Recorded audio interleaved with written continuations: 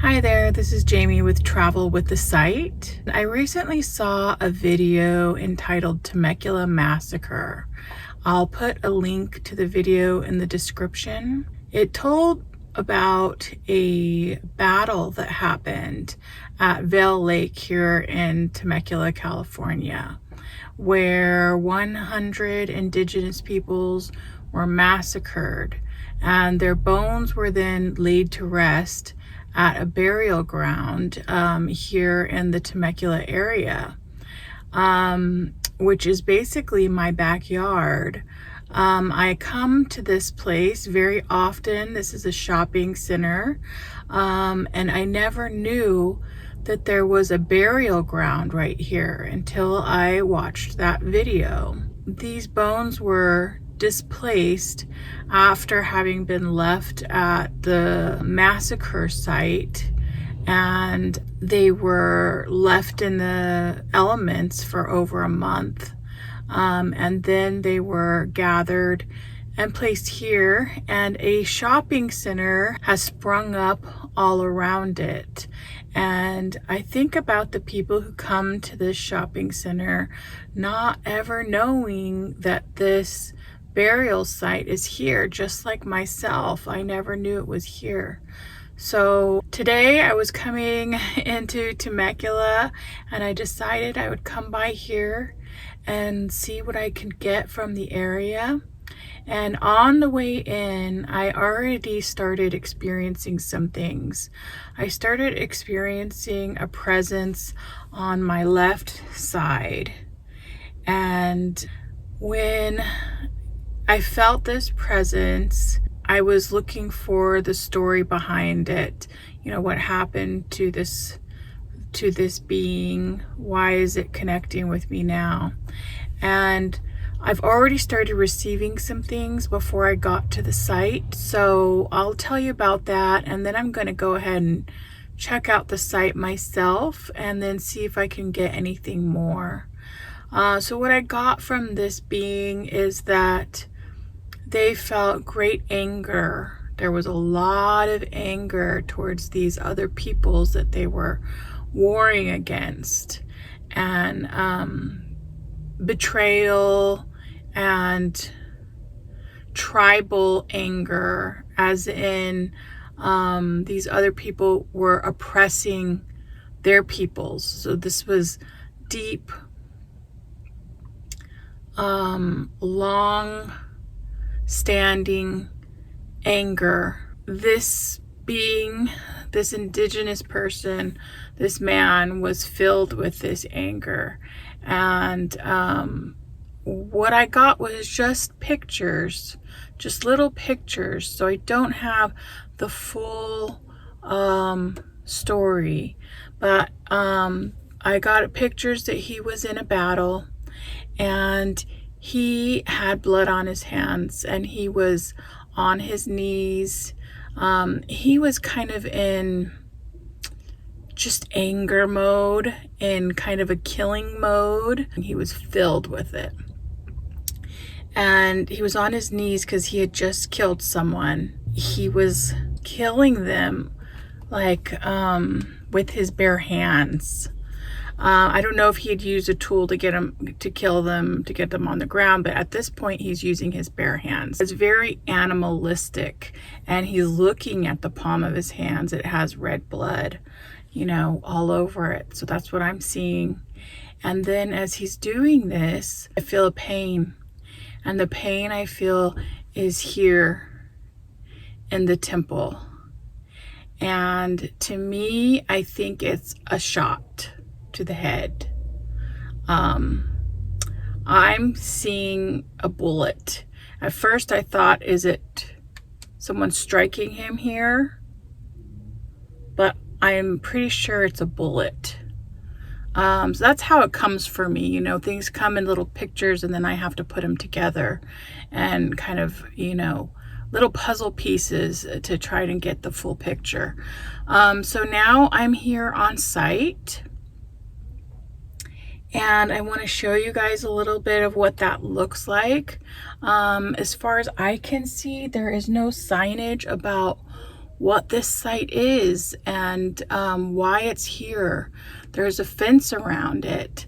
So we're going to take a walk around it and see if I can pick up anything else about the beings who are buried here and were displaced here. So let's go take a look.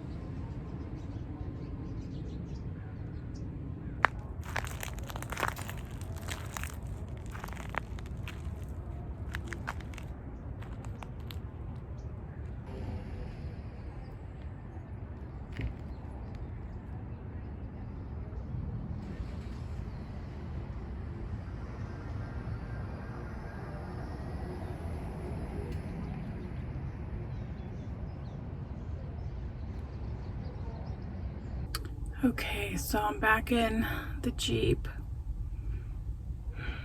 I was really feeling a lot. I wasn't getting any clear messages, but the emotion was tremendous. As I was walking along the fence, I felt a lot of sorrow, a lot of grief that was not my own. And I had so much pain in my heart, like actual pain, like a squeezing of the heart. And then it moved from that into the throat, like they can't speak, they can't say what they want to say. And so I tried to give them a chance to say what they needed to say.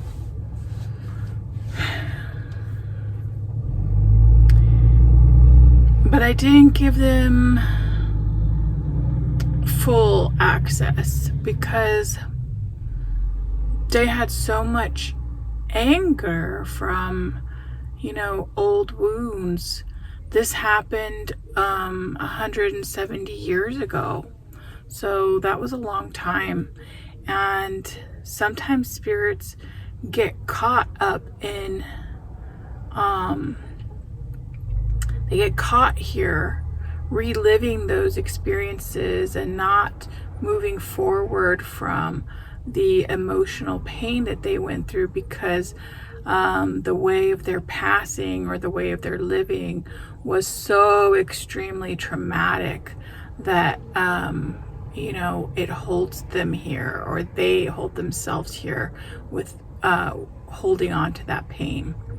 So what I got was that it feels like they're stuck here. It feels like it's a prison. If you can see the fence line around the property, I'm thankful for it because you can still see the land on the other side of the fence and be a part of what's there. But for them, it almost feels like a prison that they can't get out of. And so they were still very much caught up in that anguish. And so I went from trying to give them a voice of talking about their their pain and their trauma and their anger, to moving into a place of helping them heal from it, helping them let it go, and showing them that they can move on at any point when they decide to. And I think some have today, because I started to feel a lot lighter. And so when I feel that heaviness in my own body, that's not my pain, it's their pain, and then I can work through that and I can release it, and I can show them how to do it, how you do it in your spiritual body, then they can also release it and let go of it in their own spirit bodies, so that they can move on to the next level, and so that they can be free, because they do not feel free. So they can be free to go on and help their descendants, their family lines, if they decide to.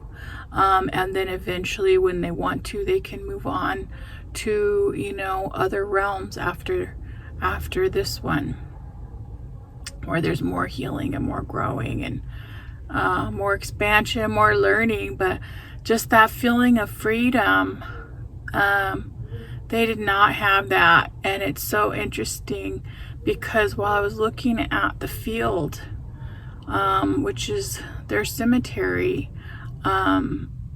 there's lots of wildlife there. There's squirrels, and there's birds, different kinds of birds. But the squirrels were even fighting. I wish I got video of that, but the squirrels were fighting each other. So I feel like that was the energy that was here. They were not at peace, and some of them still are not at peace. But I think that today we helped in that a little bit, to just kind of show them how they can find peace, and move on when they're ready, and be there again for their descendants, their family lines. So I didn't get as much of the story as I maybe could have if I let that go any longer. But I got to a point where I didn't want to keep those emotions in my body any longer, and I felt sorrow for them for having to have those in their spirit bodies as long as they had. And it had to be dealt with. It had to be looked at, and it had to be addressed. So to kind of try to help them move on. Yeah, it's funny how it just, I didn't feel like I was really in it, because sometimes you're working with the camera, and you're working with the technical aspects, and I didn't feel like I was really in that mode. But then I started to walk along that fence, and it just came so strongly, those emotions, the sorrow, and then the heart, and then the throat, that even when I don't feel like I can maybe be in it 100%, it's strong here. It's very strong here. So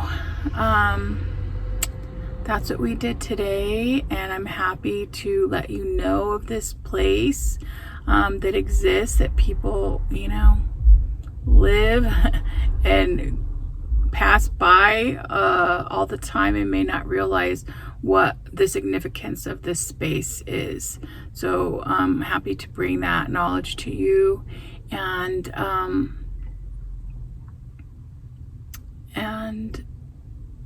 maybe to help some of the beings who are trapped here to move on in a healthy way, feeling free of anger and pain.